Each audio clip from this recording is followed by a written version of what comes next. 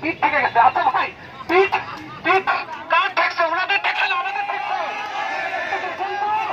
TSC chairman নাকি বলেছেন বা সদস্য যারা এক কথা টিএসসি থেকে বলেছেন ওনাদের দেওয়ালে পিঠ থেকে গেছেন, এটা আমাদের উপর দিয়ে ওনারা কাটিয়ে যাচ্ছেন।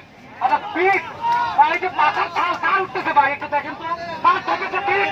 রাস্তায় পিঠ ঠেকেছে কার?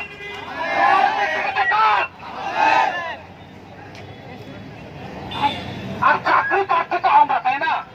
মানে আমরা তো চাকরি চাই। আমরা যদি 2 মাস 3 মাস করে জয়েন করি তাহলে আপনাদের সমস্যা কি? আমরা 3 মাস ধরে বেতন নিব। আপনারা তো এসি রুমে আছেন, আরামে আছেন, 2-3 মাস পরেই নেন। এখন আপনারা যদি বলেন যে এটা গুটি কয়েক শিক্ষার্থীর আন্দোলন, গুটি কয়েক শুধু চাই 46 পিছাব বা পিএসটির সংস্কার, তাহলে এটা আপনারা ভুল করবেন। আপনারা জনমত যাচাই করেন, আপনারা সিস্টেম করেন, আপনারা পিএসটির ওয়েবসাইটে আপনারা ভোটিং সিস্টেম করেন, দেখেন। আচ্ছা 41,000 শিক্ষার্থী একটা ব্যাচে 46 রিটার্ন দিব আমরা, রাইট? সরি 21,000 22,000 মতো।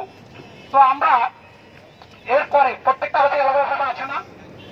আছে তো। এই যে সংস্কার এটা যদি না করেন, ভোটের যে কাটা এটা যদি না তোলেন, আপনি তো কাটাটা কষ্ট করে পার হইলেন, আচরণ লাগলো, রক্ত বের হইলো, আপনি নাই কষ্ট করে পার হয়ে গেলেন।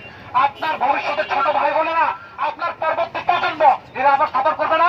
আবার তো তাদের প্রজন্মটা পরিষ্কার করতে হবে, হবে কিনা বলেন? তো রক্ত আমাদের ঝরাবো, আবার ঝরাবো তো ভালো করেই ঝরাবো, শুধু আচরণ দিয়ে না। দরকার হইলে রক্তে বন্যা হয়ে যাবে, তারপরে ছাড়বো আমরা।